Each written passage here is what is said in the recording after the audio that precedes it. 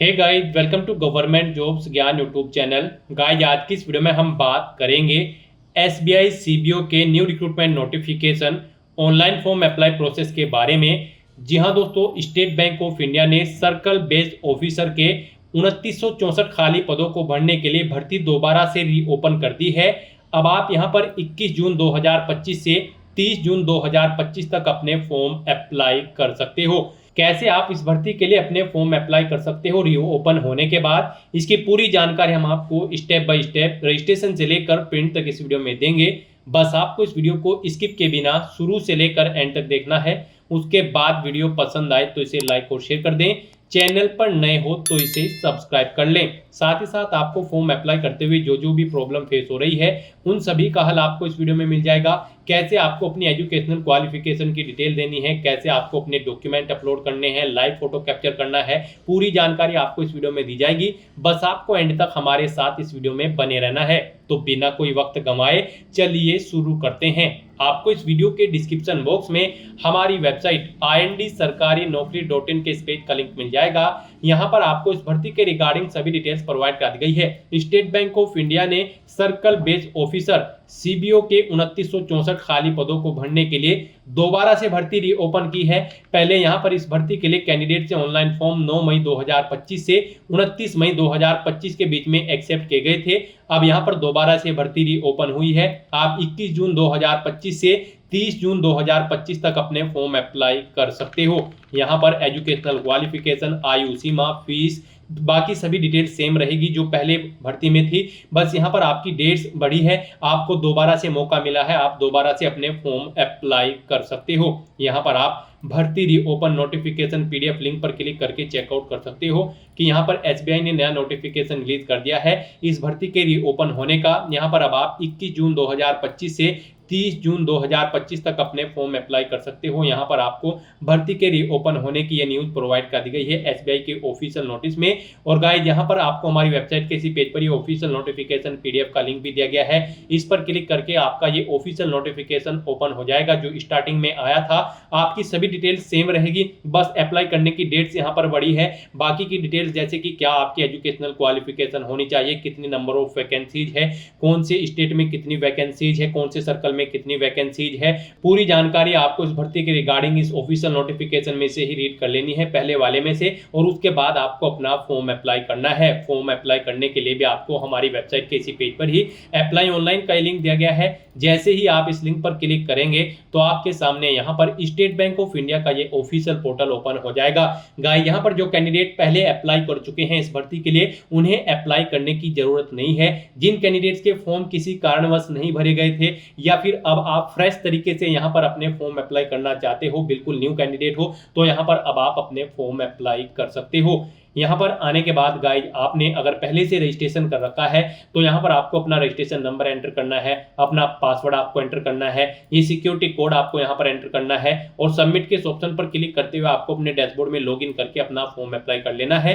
और अगर आप इस भर्ती के लिए फर्स्ट टाइम अप्लाई करने जा रहे हो तो सबसे पहले यहाँ पर आपको अपना रजिस्ट्रेशन करना होगा। उसके लिए आपको click here for new registration की स्टेप पर क्लिक करना है। उसके बाद आपके सामने यहाँ पर रजिस्ट्रेशन का फॉर्म ओपन हो जाएगा। यहाँ पर आपको अपनी बेसिक इन्फॉर्मेशन प्रोवाइड करते हुए अपना रजिस्ट्रेशन करना है। सबसे पहले यहाँ पर आपको अपना फर्स्ट नेम एंटर करना है, उसे एक बार फिर से एंटर करके कंफर्म कर लेना है। मिडिल नेम, लास्ट नेम है तो उन्हें भी एंटर करके आप यहाँ पर कंफर्म कर ले, नहीं है तो आप इन कॉलम्स को खाली छोड़ सकते हैं। उसके बाद यहाँ पर आपको अपना मोबाइल नंबर एंटर करना है, उसे एक बार फिर से एंटर करके कंफर्म कर लेना है। कोई अल्टरनेट मोबाइल नंबर है तो वो यहाँ पर आप एंटर कर दें, नहीं है तो इस कॉलम को खाली छोड़ दें। उसके बाद यहाँ पर आपको अपनी ईमेल आईडी के शुरू के कैरेक्टर एंटर करने हैं और फिर यहाँ पर आपको इस सेकंड कॉलम में से डोमेन नेम सिलेक्ट कर लेना है, जैसे कि @gmail, हॉटमेल, जिस पर भी आपकी ईमेल आईडी है वो डोमेन यहाँ पर आपको सिलेक्ट कर लेना है। फिर आपको वही email ID, complete email ID आपको यहाँ पर टाइप करनी है।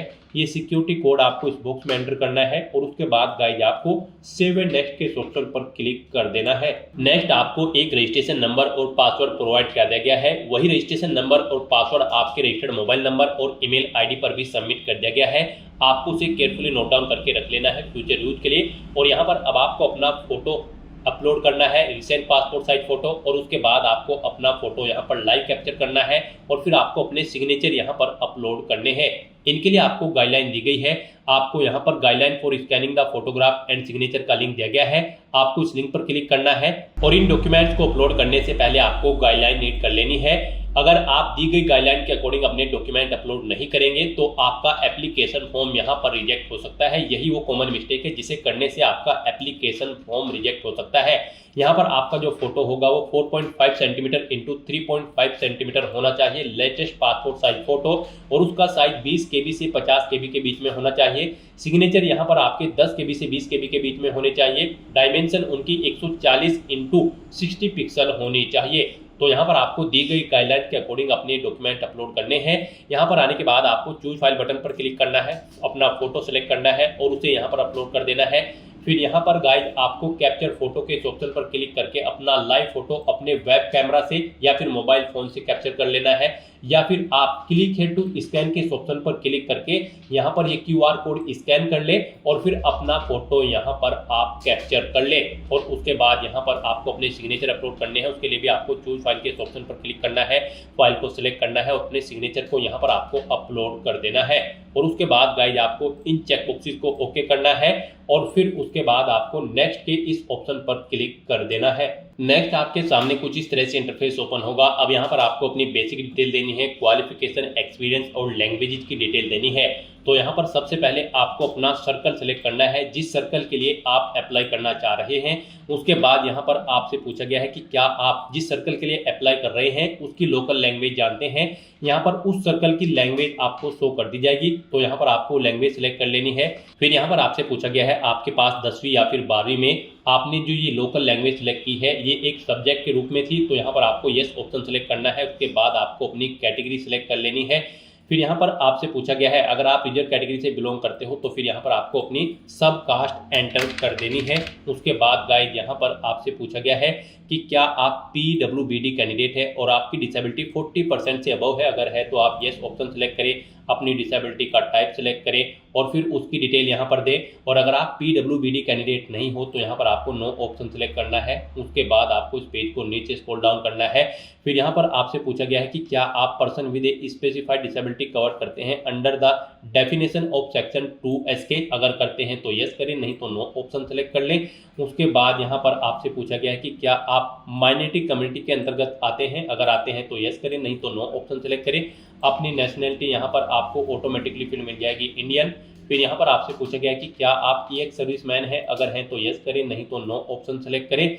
अगर यस ऑप्शन सेलेक्ट करते हैं तो फिर आपको अपनी सर्विस का पीरियड यहाँ पर मंथ्स में एंटर करना होगा, नहीं है तो आप नो ऑप्शन सेलेक्ट कर लें। फिर यहाँ पर आपसे पूछा गया कि क्या आप किसी कमर्शियल बैंक में कार्यरत है, शेड्यूल वर्कर है। अगर है तो यहाँ पर आप यस करें, नहीं तो नो ऑप्शन सेलेक्ट कर ले। उसके बाद आपसे पूछा गया कि क्या आप ऑलरेडी SBI में क्लर्क या फिर सुपरवाइजरी कैडरी पर कार्यरत हैं। अगर है तो यस करें, नहीं तो नो ऑप्शन सेलेक्ट करें। उसके बाद आपसे पूछा गया है कि क्या आप अर्लियर एम्प्लॉय हैं स्टेट बैंक ऑफ इंडिया या फिर इसके एसोसिएट बैंक्स में। अगर हैं तो यस करें, नहीं तो नो ऑप्शन सेलेक्ट कर लें। उसके बाद आपसे पूछा गया कि क्या आप अर्लियर एम्प्लॉय हैं SBI के किसी भी रीजनल के बैंक के सर्कल क्लैरिकल कैडरे पर। अगर हैं तो यस करें, नहीं तो नो ऑप्शन सेलेक्ट करें। फिर यहाँ पर आपसे पूछा गया कि क्या आपके कैरेक्टर से रिलेटेड कभी कोई रिपोर्ट की गई है। अगर की गई है तो यस करें, नहीं तो आप नो ऑप्शन सेलेक्ट करें। फिर आपसे पूछा गया कि क्या आपका रिकॉर्ड डिफॉल्टेड है। अगर है तो यस करें, नहीं तो नो ऑप्शन सेलेक्ट करें। फिर यहाँ पर आपको अपना एग्जामिनेशन स्टेट सेलेक्ट करना है, जिस स्टेट में आप एग्जाम में पार्टिसिपेट करना चाहते हैं आप स्टेट सेलेक्ट करें। उसके बाद आप उसका स्टेट कोड आपको ऑटोमेटिकली शो कर दिया जाएगा। फिर आपको एग्जामिनेशन सेंटर अपने स्टेट के अकॉर्डिंग सेलेक्ट कर लेना है। उसके बाद गाइस यहाँ पर आपको अपने ID प्रूफ देना है। यहाँ पर आपको चेकबॉक्स को ओके करना है, अपना ID प्रूफ आपको सेलेक्ट करना है। यहाँ पर एग्जाम टाइम पर आप अपना कौन सा ID प्रूफ शो करेंगे, आधार कार्ड, पैन कार्ड, पासपोर्ट या फिर ड्राइविंग लाइसेंस, आप अपने अकॉर्डिंग ऑप्शन सेलेक्ट करें। उसका नंबर यहाँ पर आप एंटर करें। फिर यहाँ पर आपको अपनी डेट ऑफ बर्थ सेलेक्ट करनी है, पहले डे, फिर मंथ, फिर ईयर। उसके बाद आपको अपना जेंडर सेलेक्ट करना है। उसके बाद आपसे पूछा गया कि क्या आपके जुड़वा भाई बहन हैं। अगर है तो यस करें, उनका जेंडर सेलेक्ट करें, उनका नाम दें, नहीं है तो नो ऑप्शन सेलेक्ट करें। अपना मैरिटल स्टेटस आपको देना है, आप मैरिड हो या फिर अनमैरिड। अपने फादर का फर्स्ट नेम यहाँ पर आपको एंटर करना है, मिडिल नेम, लास्ट नेम अगर नहीं है तो इन्हें कॉलम को खाली छोड़ दें। मदर का फर्स्ट नेम एंटर करें, उनका मिडिल नेम लास्ट नेम है तो वो एंटर करें, नहीं है तो इन कॉलम को खाली छोड़ दें। अगर आप मैरिड हो तो आपको अपने हस्बैंड या फिर वाइफ का नाम यहाँ पर एंटर करना होगा। उसके बाद यहाँ पर आपको अपना कोरोस्पोंडेंस एड्रेस एंटर करना है, फिर आपको अपना परमानेंट एड्रेस देना है। और अगर आपका परमानेंट एड्रेस आपके कोरोस्पोंडेंस एड्रेस के अकॉर्डिंग सेम है तो आप इस चेकबॉक्स को ओके कर दें। ऑटोमेटिकली आपका परमानेंट एड्रेस आपके कोरोस्पोंडेंस एड्रेस के अकॉर्डिंग फिल हो जाएगा। उसके बाद यहाँ पर आपको अपना जीएसटी इनवॉइसिंग एड्रेस सेलेक्ट कर लेना है। जिस एड्रेस पर आप कम्युनिकेट करना चाहते हैं आपको आपकी कैटेगरी के अकॉर्डिंग यहाँ पर फीस का अमाउंट शो कर दिया जाएगा। इस तरह से अपनी सभी डिटेल्स फिल करने के बाद फिर आपको वैलिडेट योर डिटेल्स के ऑप्शन पर क्लिक करके अपनी सभी डिटेल्स वैलिडेट कर लेनी है और फिर आपको सेव एंड नेक्स्ट के ऑप्शन पर क्लिक कर देना है। नेक्स्ट यहाँ पर आपको अपनी क्वालिफिकेशन, एक्सपीरियंस और लैंग्वेज की डिटेल देनी है। इस भर्ती में पार्टिसिपेट करने के लिए आपके पास ग्रेजुएट डिग्री होनी जरूरी है किसी भी रिलेवेंट डिसिप्लिन के अंतर्गत, प्लस आपको 2 साल का वर्किंग एक्सपीरियंस होना चाहिए सेंट्रल बेस्ड ऑफिसर की पोस्ट के लिए, और आपको लोकल लैंग्वेज की नॉलेज होनी चाहिए। जिस सर्कल के लिए आप अप्लाई कर रहे हैं उसकी लोकल लैंग्वेज आपको रीड, राइट और स्पीक करनी आनी चाहिए। तो यहाँ पर अब आपको अपनी क्वालिफिकेशन की डिटेल देनी है। इसमें सबसे पहले आपको अपनी ग्रेजुएशन की डिटेल देनी है। यहाँ पर सबसे पहले आपको अपनी स्ट्रीम सेलेक्ट करनी है जिसमें आपने अपनी ग्रेजुएशन कंप्लीट की है। उसके बाद यहाँ पर आपको कॉलेज या फिर यूनिवर्सिटी का नाम देना है जिससे आपने अपनी ग्रेजुएशन या फिर इसके इक्विवेलेंट डिग्री पास आउट की है। पासिंग डेट यहाँ पर आपको सिलेक्ट करनी है, मार्क्स की परसेंटेज अपनी देनी है, फिर आपको बताना है आपकी फर्स्ट क्लास है, सेकंड है या फिर अदर, आप अपने अकॉर्डिंग यहाँ पर ऑप्शन सेलेक्ट करें। उसके बाद अगर आपने इंटीग्रेटेड ड्यूल डिग्री कर रखी है तो उसकी डिटेल भी आप ऐसे ही दे सकते हैं। पोस्ट ग्रेजुएशन या फिर कोई प्रोफेशनल क्वालिफिकेशन या फिर कोई अन्य क्वालिफिकेशन कर रखी है तो उसकी डिटेल भी आप यहाँ पर सेम ऐसे ही प्रोवाइड कर सकते हैं। उसके बाद आपसे पूछा गया कि क्या आपको यहाँ पर मिनिमम 2 साल का एक्सपीरियंस है सर्कल बेस्ड ऑफिसर की पोस्ट के लिए, तो यहाँ पर आपको येस ऑप्शन सेलेक्ट करना है और फिर आपको अपने एक्सपीरियंस की डिटेल यहाँ पर देनी है। सबसे पहले यहाँ पर आपको अपना नाम देना है, फिर आपको डेजिग्नेशन देनी है, किस डेजिग्नेशन पर आप कार्यरत थे, कब से कब तक आप कार्यरत थे, वो डे मंथ ईयर आपको यहाँ पर सिलेक्ट कर लेने हैं। नेचर ऑफ ड्यूटी देनी है, जॉब अगर आप छोड़ चुके हैं तो उसे छोड़ने का यहाँ पर आपको कारण देना है। इन डेट्स के अकॉर्डिंग यहाँ पर आपका एक्सपीरियंस कैलकुलेट करके आपको शो कर दिया जाएगा मंथ्स में। और उसके बाद अगर आपको इतनी ज़्यादा जगह वर्किंग एक्सपीरियंस है तो आप यहाँ पर ऐड मोर के ऑप्शन पर क्लिक करें, एक और रो सेम ऐसी ही यहाँ पर ऐड हो जाएगी और आप उसमें अपने एक्सपीरियंस की डिटेल प्रोवाइड कर सकते हैं। रिमूव करना चाहते हैं तो आप रिमूव के ऑप्शन पर क्लिक करके रिमूव कर सकते हैं। उसके बाद आपसे पूछा गया कि क्या आप प्री एग्जाम ट्रेनिंग लेने के इच्छुक हैं, अगर है तो यस ऑप्शन सेलेक्ट करें, स्टेट सेलेक्ट करें, किस स्टेट में लेना चाहते हैं उसके अकॉर्डिंग यहाँ पर स्टेट कोड ऑटोमेटिकली आपको शो कर दिया जाएगा। फिर आप प्री एग्जामिनेशन ट्रेनिंग का सेंटर यहाँ पर सिलेक्ट करें और नहीं लेना चाहते हैं तो आपको नो ऑप्शन सेलेक्ट करना है। उसके बाद आपको अपनी लैंग्वेजेस की डिटेल देनी है। यहाँ पर हिंदी लैंग्वेज यानी आपको मस्ट है, किसी भी सर्कल के लिए आप अप्लाई कर रहे हो आपको हिंदी को रीड, राइट और स्पीक आना जरूरी है। उसके बाद आप जिस सर्कल के लिए अप्लाई कर रहे हैं और उसकी लोकल लैंग्वेज आपको आनी जरूरी है, तो यहाँ पर आपको एंटर करनी है जैसे कि तेलुगु या फिर मराठी, आप जिस भी सर्कल के लिए अप्लाई कर रहे हैं और उसे भी आपको रीड, राइट, स्पीक आना जरूरी है। तो इस तरह से यहाँ पर अपनी क्वालिफिकेशन, एक्सपीरियंस और लैंग्वेज की डिटेल प्रोवाइड करने के बाद आपको वैलिडेट योर डिटेल के ऑप्शन पर क्लिक करके अपनी ये सभी डिटेल्स वैलिडेट कर लेनी है और फिर आपको सेव एंड नेक्स्ट के ऑप्शन पर क्लिक कर देना है। नेक्स्ट आपको आपके एप्लीकेशन फॉर्म का पूरा प्रीव्यू शो कर दिया गया है। आपको सभी डिटेल्स केयरफुली चेकआउट करनी है, पेज को नीचे स्क्रॉल डाउन करना है, डिक्लेरेशन के सेक्शन में इस चेकबॉक्स को ओके करना है और उसके बाद आपको यहाँ पर कंप्लीट रजिस्ट्रेशन के इस ऑप्शन पर क्लिक कर देना है। नेक्स्ट यहाँ पर आपको अपने डॉक्यूमेंट अपलोड करने हैं। यहाँ पर आपको अपना आईडी प्रूफ पीडीएफ फॉर्मेट में, डेट ऑफ बर्थ का प्रूफ पीडीएफ फॉर्मेट में अपलोड करना है, अपनी job profile certified by existing previous employ PDF format में आपको अपलोड करनी है, अपना रिज्यूम, आपके educational certificate, experience certificate, form 16 भी आपको यहाँ पर अपलोड करना है बैंक से लेने के बाद। उसके बाद आपको अपनी सैलरी स्लिप यहाँ पर अपलोड करनी है, लेफ्ट टर्म इंप्रेशन अपलोड करना है और हैंड रिटन डिक्लेरेशन डॉक्यूमेंट यहाँ पर आपको अपलोड करना है। इनके सामने यहाँ पर आपको बता दिया गया है कौन सा डॉक्यूमेंट किस फॉर्मेट में यहाँ पर अपलोड होगा। यहाँ पर आपका लेफ्ट टर्म इंप्रेशन और hand written declaration document JPG या फिर जेपीजी फॉर्मेट में अपलोड होगा। बाकी के सब डॉक्यूमेंट यहाँ पर आपके पीडीएफ फॉर्मेट में होने चाहिए। इनके लिए भी आपको गाइडलाइन दी गई है। आपको गाइडलाइन फॉर डॉक्यूमेंट अपलोड के लिंक पर क्लिक करना है, आपके सामने ये पीडीएफ ओपन होगी। यहाँ पर आपका लेफ्ट थंब इंप्रेशन जो है वो आपका 20 KB से 50 KB के बीच में होना चाहिए जेपीजी या फिर जेपीजी फॉर्मेट में। हैंड रिटन डिक्लेरेशन जो डॉक्यूमेंट होगा वो आपका 50 KB से 100 KB के बीच में होना चाहिए जेपीजी या फिर जेपीईजी फॉर्मेट में। बाकी के डॉक्यूमेंट यहाँ पर आपके PDF फॉर्मेट में होने चाहिए। तो इस तरह से यहाँ पर आपको अपने सभी डॉक्यूमेंट्स 1 बाय 1 करके अपलोड करने हैं। उसके लिए गाइस यहाँ पर आपको चूज फाइल के बटन पर क्लिक करना है, फाइल्स को सिलेक्ट कर लेना है और 1 बाय 1 करके आपको अपने सभी डॉक्यूमेंट्स को यहाँ पर आपको अपलोड कर देना है। उसके बाद यहाँ पर आपको ये कैप्चा कोड, जी हाँ दोस्तों, ये कैप्चा कोड इस बॉक्स में एंटर करना है और फिर आपको सेव एंड नेक्स्ट के ऑप्शन पर क्लिक कर देना है। नेक्स्ट आपके सामने कुछ इस तरह से इंटरफेस ओपन होगा। यहाँ पर आपका एप्लीकेशन फॉर्म सक्सेसफुली सबमिट हो चुका है। गाइस यहाँ पर अगर आप SC ST PH कैंडिडेट हो तो आपको फीस जमा नहीं करानी है, आपका फॉर्म सबमिट हो चुका है। और अगर आप जनरल OBC EWS कैंडिडेट हो तो आपको 750 रुपए फीस के रूप में जमा कराने होंगे, जो कि आप debit card, credit card, net banking या फिर UPI के माध्यम से जमा करा सकते हो।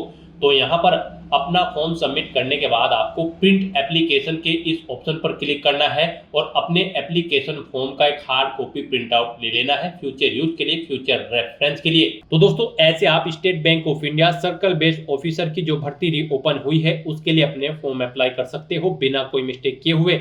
आज की इस वीडियो में बस इतना ही। आई होप ये वीडियो आपको पसंद आई होगी। अगर पसंद आई हो तो इसे लाइक और शेयर करें, चैनल पर नए हो तो इसे सब्सक्राइब कर लें। Thanks for watching.